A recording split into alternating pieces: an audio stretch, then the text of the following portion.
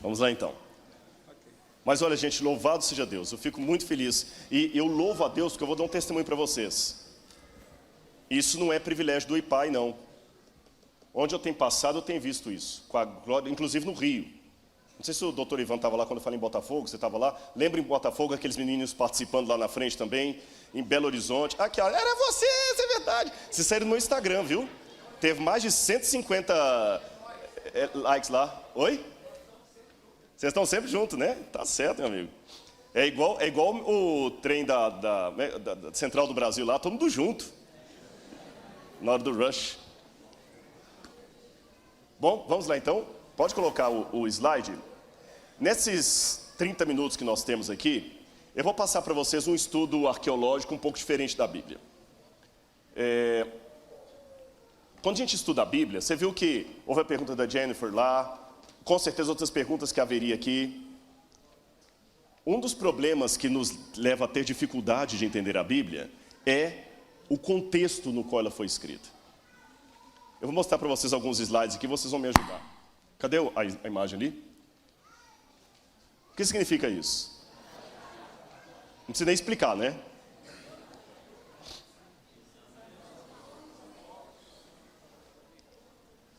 Opa.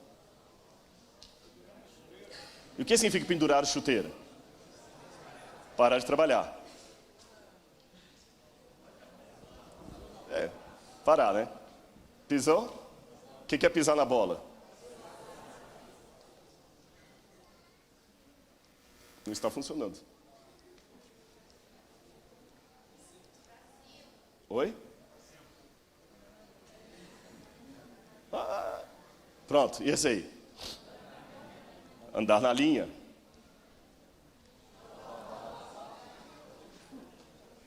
Aí. Dow Jones sem braço.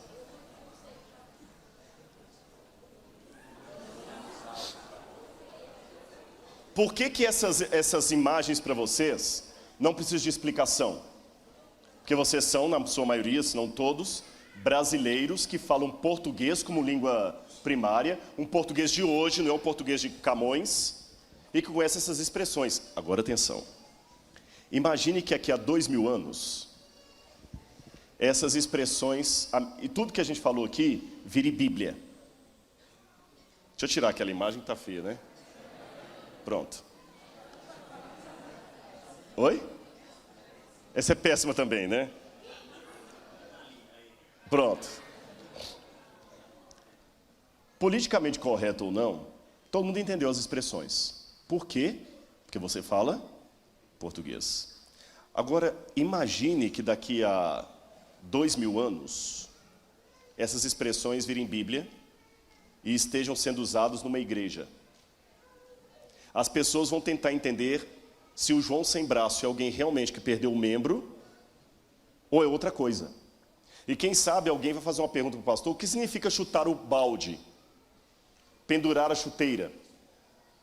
Olha, diz que o pregador chegou e falou: gente, hoje eu estou morto de cansado. Mas como que um morto se cansa? Aí ia surgir um movimento dissidente interpretando que os mortos se cansam, porque assim está na Bíblia que o morto cansou.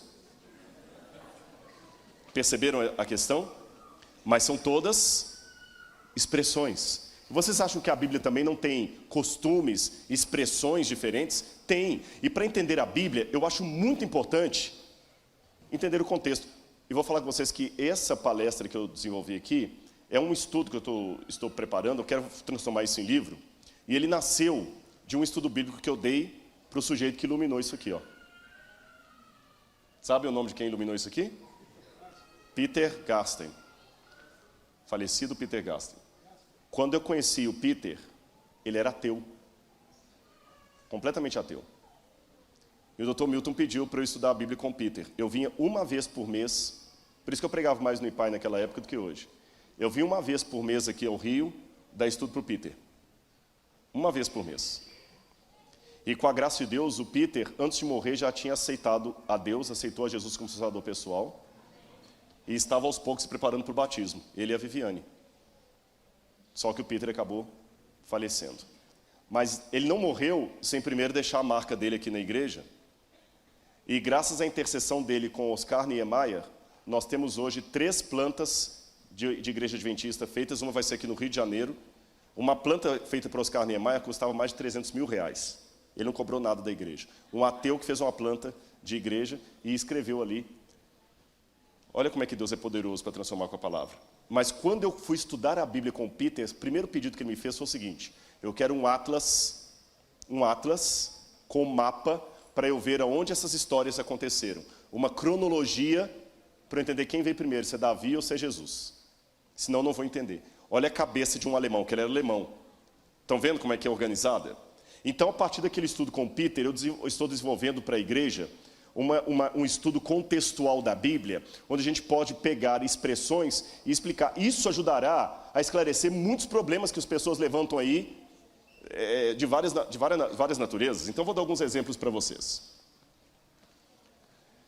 O microfone sem fio está aí, pastor? Eu queria a participação de alguns. Eu queria que alguém já abrisse para mim Jeremias 1,17 e outro 1 Pedro, mas bem rápido. 1 Pedro 1, verso 13. Eu até dei esse estudo também lá em Botafogo, vocês vão ver de novo, eu peço desculpas por isso.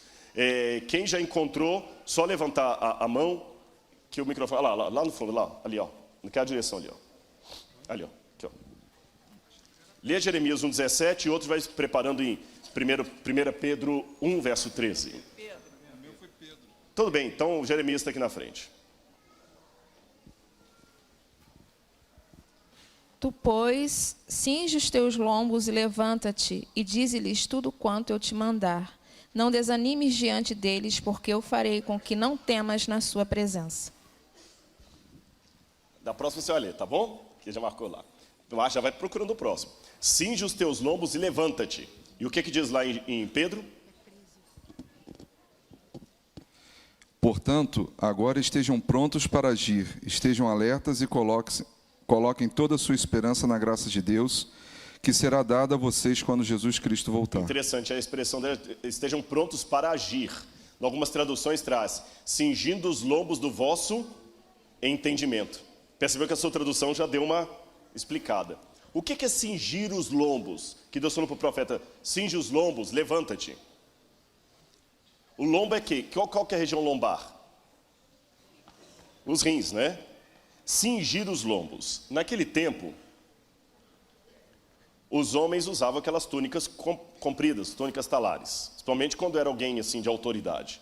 Mas na hora de trabalhar no campo, na hora de levantar para uma guerra, para correr, para qualquer coisa, para viajar, ele tinha que levantar aquilo para ficar com as pernas livres para poder correr. Então ele fazia uma espécie de fraldão aqui. Ele pegava aquela túnica, amarrava nos rins, aqui na cintura, cingia. Cingir é amarrar um pano aqui. Cingir.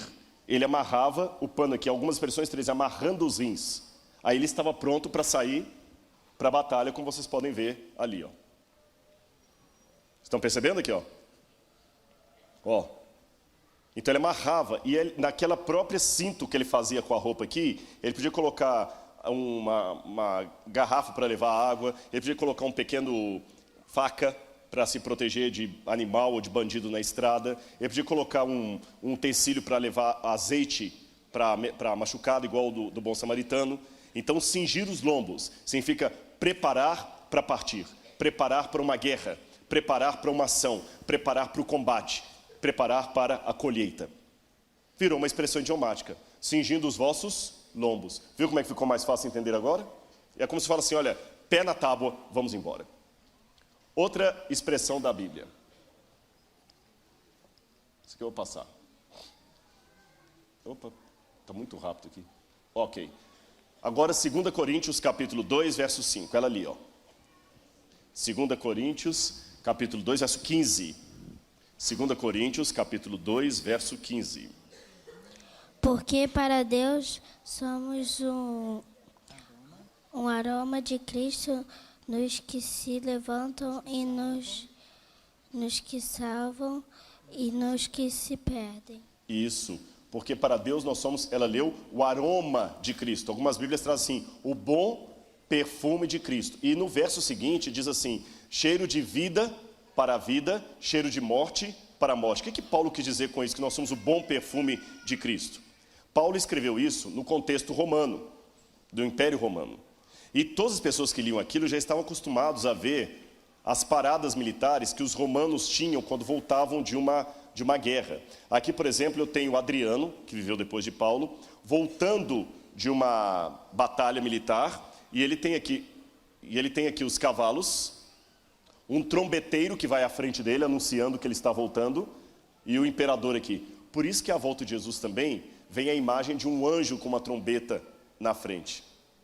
Porque Deus usou as imagens daquela época para significar o fim dos tempos. Peraí, Rodrigo, você está tirando meu chão? Significa que não vai ter um anjo de verdade com trombeta?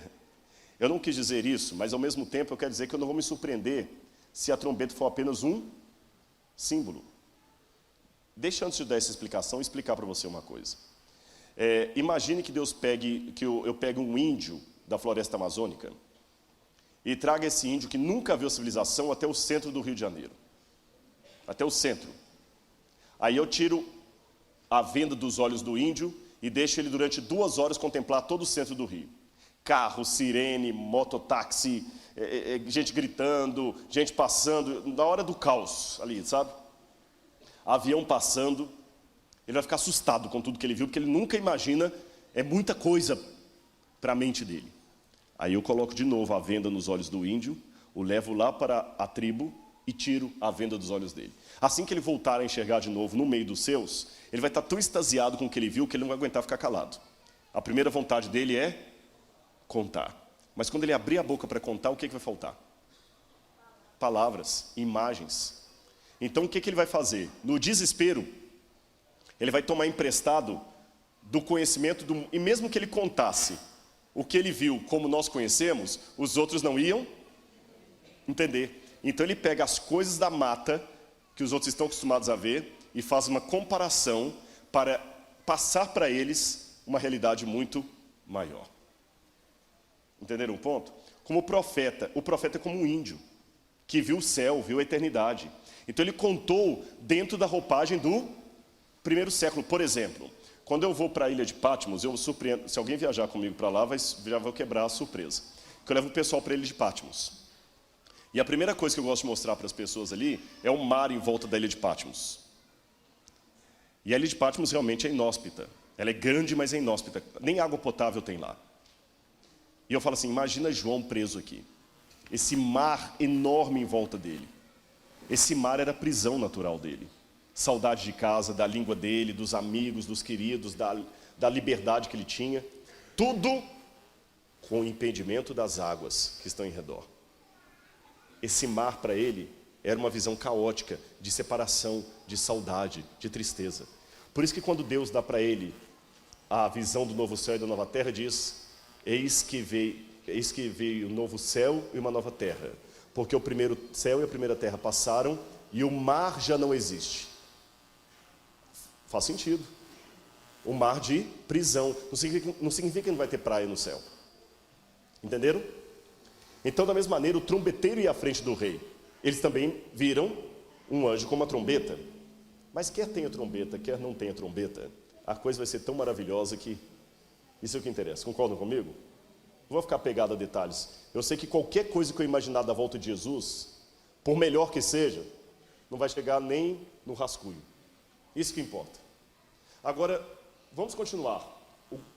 O imperador voltava, e quando ele voltava da batalha, ele passava pelo Arco do Triunfo, e na parada militar eles levavam geralmente os cavaleiros, os carros, os espólios de guerra, e logo atrás vinham os vitoriosos soldados e alguns acorrentados, que eram os líderes apanhados do outro inimigo, que eles levavam para morrer em Roma. Roma não costumava matar os líderes inimigos no campo de batalha, mas levavam para matar em Roma. Nesse momento, imagine, alguns vitoriosos, outros sabendo que iriam morrer. Algumas moças iam junto com a parada militar, jogando incenso e perfume na multidão.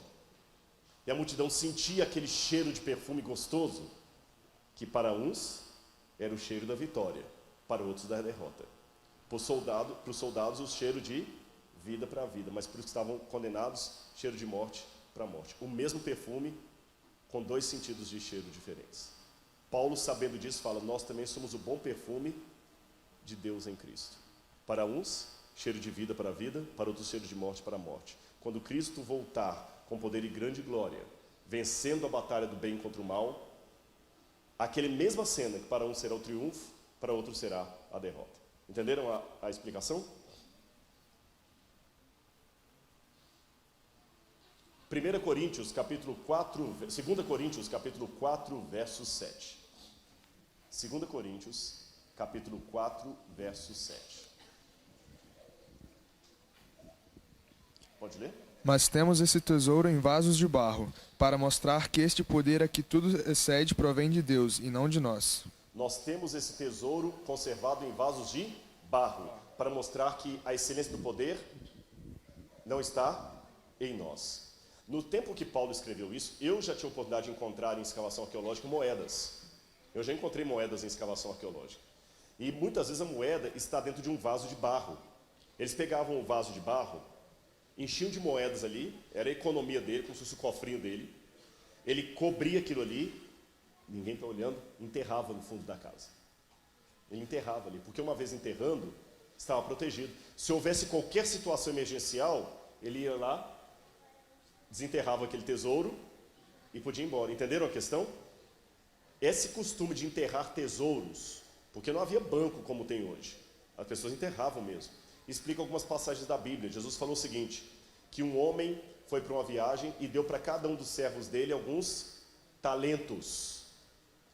Alguns negociaram o talento, mas um deles fez o quê?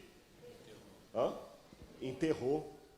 Olha o costume, enterrou, para devolver quando o dono voltasse. Jesus também falou o seguinte, não acumuleis para vocês tesouros na terra, onde a traça corrói e o ladrão rouba. Acumuleis tesouros no céu. Jesus também falou de um homem que tinha um campo com uma pérola preciosa. Pérola não dá em campo, pérola dá em ostra, no mar. Mas aquele campo tinha uma pérola, e o homem vendeu tudo para comprar o campo. Por quê? Alguém que tinha aquela pérola de grande valor enterrou ali. Entenderam então as explicações? Paulo então, sabendo que as pessoas colocavam moedas nos jarros de barro, falou, nós temos esse tesouro conservado em vasos de barro. Perceberam a imagem? O que vale não é o vaso, mas o que está dentro dele. Da mesma maneira, esse corpo é como se fosse aquele vaso de barro. A excelência do poder e o tesouro está dentro, está aqui dentro. Outro que nós podemos pegar, já que eu li a passagem do arrebatamento, sabe o que é isso aí? Já dei a dica. Eu falei que eu li a passagem do arrebatamento. Não, azeite não. É um moinho. É um moinho. Esse moinho está na cidade de Cafarnaum. Aqui é a parte superior dele e aqui é a parte inferior. Vou mostrar as luzes aqui, ó. Aqui, ó. Isso é em Cafarnaum. A parte de cima e a parte de baixo. Eles colocam uma sobre a outra assim. E aonde está marcado aqui, eles colocavam 2 pedaços de madeira e iam rodando e triturando tudo aquilo. Esse era um tipo de moinho. Havia outro moinho menor, que você usava com a mão mesmo para fazer farinha para pão. Havia moinhos de pedra como esses. Aqui mostra uma egípcia fazendo pão. Agora o que chama atenção é que geralmente quem trabalhava no moinho era mulher. A mulher sempre que trabalhava fazendo no moinho, nunca o homem. O homem trabalhava no plantio, na colheita a mulher podia participar também, mas era o homem, porém no moinho era a mulher. E nunca sozinha. As mulheres sempre ficavam em duplas, porque a mulher gosta de conversar. Não. Antes você pensa que é piada machista, não é não.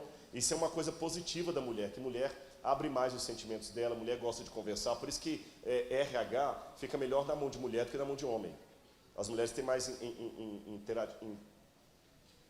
interação social do que o homem.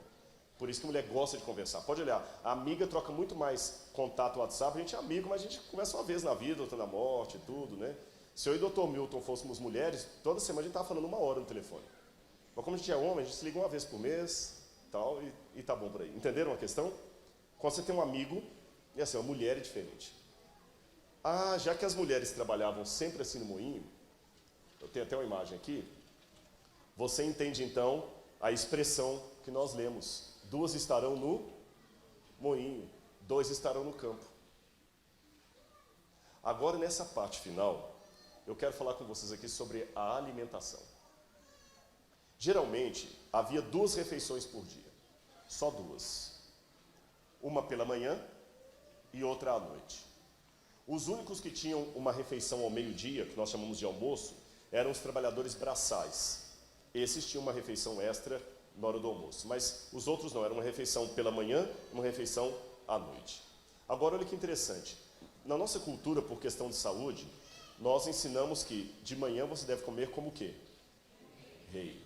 Ao meio-dia, como o quê? Príncipe. E à noite? Mendigo. Eles de manhã comiam como mendigo. Mas não por questão de saúde. É porque você não tinha certeza de que teria comida até a noite. Então é melhor comer pouquinho de manhã, porque você durante o dia pode procurar comida, do que ir dormir com fome. Dormir com fome é pior, você não dorme. Então, se você tem um pouco de comida, coma pouquinho de manhã e guarde um pouco para a noite. Era um costume que vinha desde a época do deserto. Por isso que a Bíblia fala, Eclesiastes, deixa eu ver aqui qual é o texto aqui.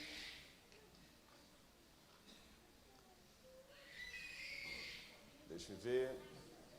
Leia para mim Eclesiastes 10, verso 16. Deixa eu ver se é esse texto que eu tenho. Eclesiastes 10, verso 16. Aí da cidade cujo rei é uma criança, deixa eu ver se é esse. É esse? Então pode ler.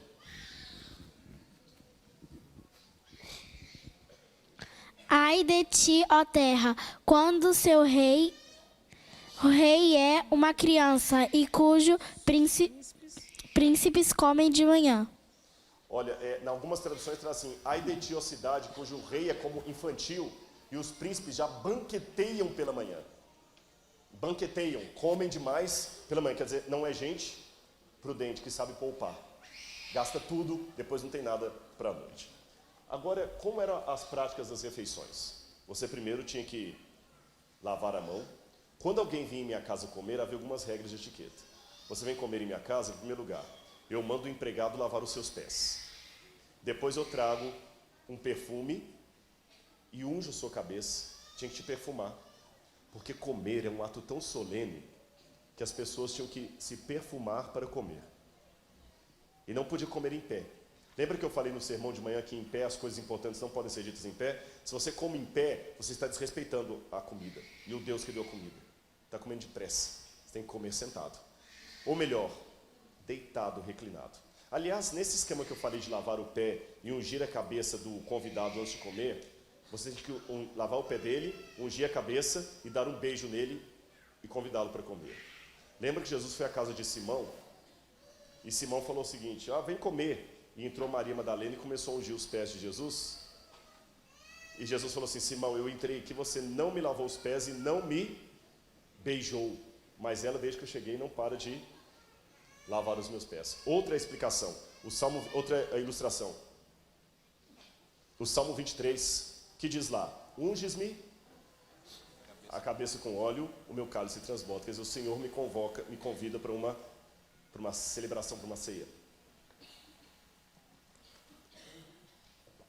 E a postura na hora de comer? Era assim. Bem diferente. Está dando para vocês verem bem o pessoal do fundo lá ou quer que apague a luz aqui? Está dando para ver bem? Não? Será que está para apagar um pouquinho a luz aqui da frente? Atrapalha, pastor Elias? Apagou já. Não? Apagou já. Está. Melhorou agora? Assim que as pessoas ficavam reclinadas, a gente pensa geralmente as pessoas sentadas naquela posição assim, né? Elas reclinavam para comer. Assim que elas comiam, era mais confortável. E enquanto elas estavam comendo, aqui só tem um erro nessa foto, nessa imagem. É que eles pintaram as pessoas com sandálias. E na cultura, pelo menos judaica, as pessoas não usavam sapatos ali no triclínio, que era o nome daquela mesa. Chama triclínio porque ela é em forma de 3 partes. Por isso chama triclínio. Agora, um detalhe curioso. quem ficava nessa posição aqui? Nessa posição aqui ficava o que convocou o anfitrião, que convidou todo mundo para a refeição. Aqui ficavam os principais convidados e aqui os mais simples. Criança, alguns empregados que tinham o privilégio de comer com o seu senhor, ficavam do outro lado ali. Jesus uma vez contou uma parábola sobre os primeiros lugares. Quando você for chamado para comer no lugar, não procure os primeiros lugares não, que você vai passar vergonha. Esses eram os primeiros lugares. Senta aqui, ó. Outro detalhe mais. Enquanto as pessoas estavam comendo, se fosse uma celebração muito importante, eles podiam colocar alguns dançarinos e músicos para poder tocar e dançar aqui para as pessoas. Lembra da parábola do filho pródigo? O filho pródigo voltou para casa, o pai deu uma festa, e o mais velho chegou à porta e ouviu o quê? A música e as danças. Essa é a cena da parábola do filho pródigo. Já que eu falei de Maria Madalena ungindo os pés de Jesus, é possível que Jesus estivesse sentado mais ou menos nessa posição aqui, com os pés para fora, e ela chegou e ungiu os pés de Jesus. Bem diferente do que a gente imagina as pessoas comendo, né? Um detalhe a mais. Não se usava talher. Era mão direita. Como os árabes fazem até hoje. Agora, aqui eu tenho uma cena de um triclínio. E já que eu falei disso aqui, como seria a Santa Ceia? A gente imagina a Santa Ceia assim, né? Jesus sentado à mesa, 6 de um lado, 6 do outro, e Jesus ao meio. Não. Se a Santa Ceia tinha o formato de um triclínio, a Santa Ceia de Cristo foi algo mais ou menos assim, ou assim. Só que vamos voltar um pouquinho aqui. Não, eles estão ali. Aqui alguns reclináveis colocaram as pessoas normalmente sentadas assim, mas a ideia era mais sentar como índio ou se reclinar mesmo. Você entendeu? Se fosse no triclínio, você reclinava. Se fosse num colchonete assim, você podia sentar como índio. Era uma posição que para nós é incômoda, mas para eles era mais confortável. Eu já comia assim com beduíno. Não é nada agradável. E tinha que comer com ele no mesmo prato, lá no Sudão. Exatamente, isso mesmo que vocês estão pensando. Com baba e tudo. Agora eu quero voltar nessa imagem aqui para ver uma coisa com vocês que eu já ensinei em outros lugares. Onde estaria a posição de Jesus e dos discípulos ali? Bom, Jesus era o anfitrião. Se ele era o anfitrião, ele não podia estar no meio. Onde é que eu falei que o anfitrião ficava? Aqui, ó. Quer dizer, minto, ele teria que estar no meio, aqui. Não no meio da mesa do meio. Jesus então estaria mais ou menos onde está essa moça aqui. Aqui ficaria Jesus. Ele era o anfitrião. E onde estariam os discípulos? Vamos ler João, Evangelho de João,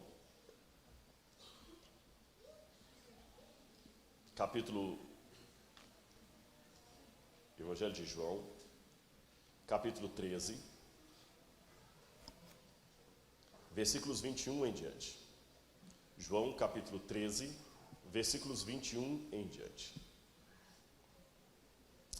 Jesus lavou o pé dos discípulos, foi com eles à mesa, mais ou menos daquele jeito ali, e diz no verso 21, ditas estas coisas, angustiou-se Jesus em espírito e afirmou, em verdade vos digo que um dentre vós me trairá.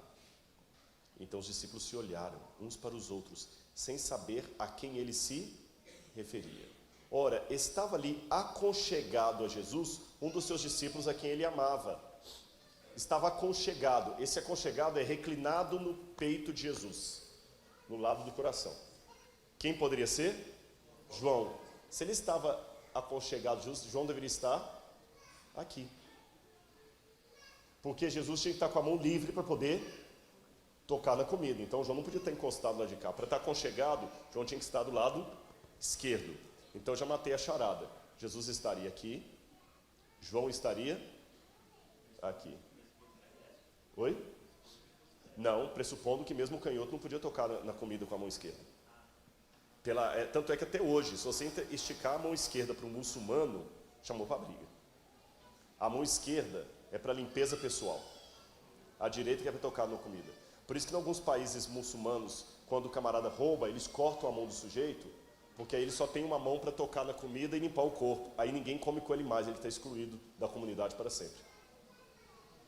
Essa é uma exclusão eterna. Agora, vamos continuar o texto. Verso 24. A este fez Simão Pedro sinal dizendo-lhe: pergunta quem ele se refere. Ora, a este fez sinal, fez Pedro sinal. Para Pedro fazer sinal para ele, Pedro não podia estar aqui. Senão falaria aqui.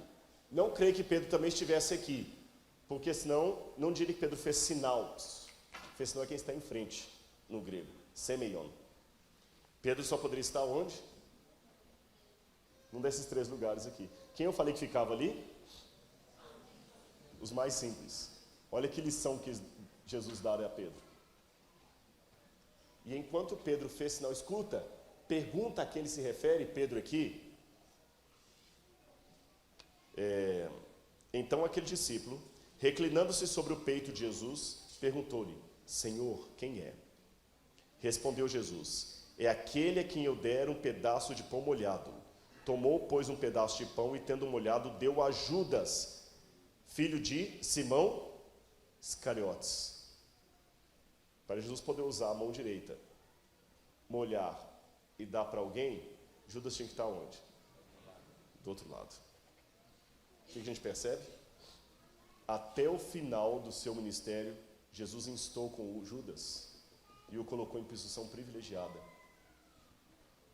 Judas não traiu Jesus porque Jesus falhou com ele. Porque Jesus, pelo contrário, até o final Jesus lutou com Judas.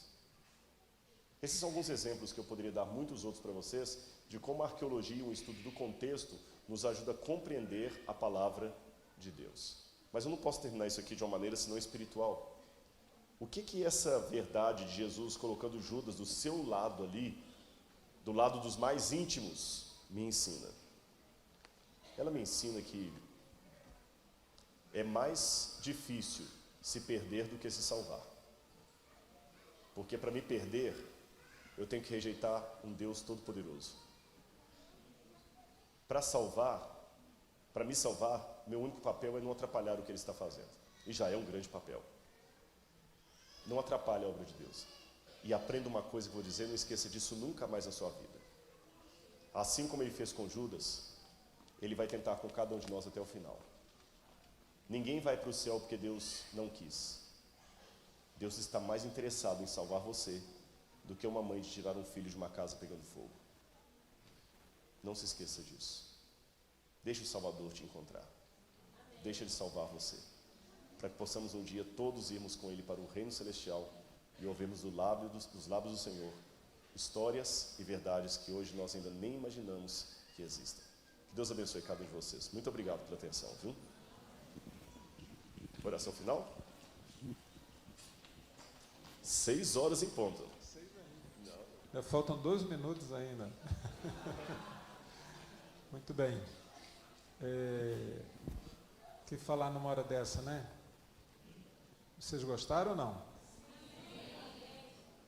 Nós podemos, as horas do sábado aqui, passar, embora não vejo dificuldade da gente dar um aplauso para o Dr. Rodrigo Silva. Um agradecimento. Dr. Rodrigo,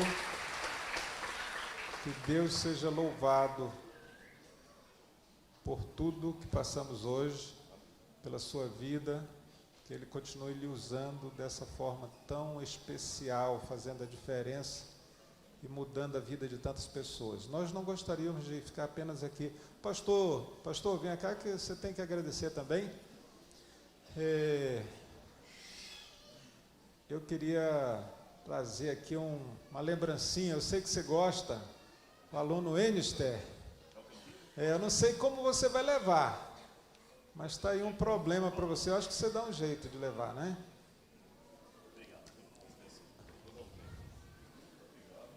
Segundo o Dr. Milton, esse é o melhor suco de uva do mundo, uva branca, tá? Dr. Milton fala que nem nos Estados Unidos achou igual, isso é de Andradas, situação, porque eu ganhei se for para casa do Tom Milton. Onde é que você acha que eu vou ter que ficar? Mas ele tem lá, ele tem. Muito bem, então é um suco muito especial e isso é muito pouco ainda por tudo que você fez ontem, hoje, não é? E espero trazê-lo outras vezes aqui, não é? A gente conta com isso. Pastor. Amém, Deus seja louvado. Eu tive a oportunidade de assistir no IAN uma semana de oração com o pastor Rodrigo, foi bênção. E a gente sempre se empolga com os conhecimentos, com a Bíblia sendo apresentada. E fica um desafio para a gente também continuar no mesmo caminho. Amém? Mas muito obrigado aí. Eu acho que a igreja foi grandemente abençoada nesse fim de semana. O Ministério Jovem da Igreja do IPAI quer deixar com você uma lembrança. Eu disse para eles que você tem a caneca do Jô Soares e agora vai ter a do IPAI. Ok? Essa é da Sexta Jovem. A gente, quando tem alguém bem ilustre, nas sextas-feiras, aqui, Zé, a gente premia com uma lembrança desse momento. E aí, nos debates no início aqui do programa, olha aí, Sexta Jovem, IPAI, e a gente está muito feliz aí. O coral ia cantar, mas para não perder tempo da palestra, né, o maestro entendeu e propôs assim que deixasse para outro momento. Nós vamos agora orar e depois o doutor Rodrigo vai estar, então, como, né, não foi ontem nem hoje de manhã, agora vai estar despedindo ali do pessoal, não é? Eu sei que será uma alegria apertar a mão do doutor Rodrigo, tá? Doutor Rodrigo. Vamos ficar em pé então e vamos orar a Deus. Olha, e mais uma vez eu quero agradecer a presença de todos que estão aqui, irmãos de outras igrejas que estiveram conosco, de outras cidades, de outros bairros, os alunos, obrigado às crianças, aos mais velhos, esse carinho todo faz bem à alma, sabe? É o momento em que vocês viram o pregador e falam para o pregador, e Deus usa vocês e fala assim, continua que ainda quero te usar, para honra e glória de Deus. Eu quero dizer aos nossos amigos que estão nos visitando, que a Igreja do IPAI é uma igreja aberta. Todos os programas que temos aqui, vocês, quando quiserem vir, tá, estão convidados. Nós sempre colocamos aí no Facebook da escola, Colégio Adventista IPAI. E você pode acompanhar, não é? E tiver interesse em alguma das programações, sempre temos convidados especiais, coral, música, muita coisa boa aqui, tá bom? Então sejam sempre bem-vindos, ok? Oremos então. Obrigado, Deus, por tudo que Tu nos dás. Obrigado por aqueles que nos acompanharam de casa, dos mais diferentes pontos, talvez, do Brasil e do mundo. E porque nós sentimos o Teu Santo Espírito aqui. Mas te suplico, ó Pai, em nome de Jesus, que o segundo advento possa acontecer logo em nossos dias. E possamos ver o nosso Salvador vindo com poder e grande glória, Pai, porque o que nós queremos é ir para o céu, Senhor. Todos nós aqui, indistintamente, independente da religião, independente dos credos, independente das doutrinas, independente da idade, independente do contexto de vida, nós queremos ver Jesus. Dá-nos esse privilégio, ó Pai.